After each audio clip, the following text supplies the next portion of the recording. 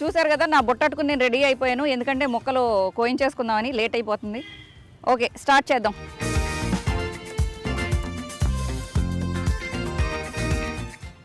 చాలామందికి fish cut చేయడం అనేది ఫిష్ కట్ చేసేటప్పుడు చూడటం అనేది చాలామందికి సరదా. చూడండి, దీని మీద పైన తోలు అన్నీ తీసేస్తారనమాట. చాలా ఇంట్రెస్టింగ్గా ఉంటుంది ఈ వీడియో.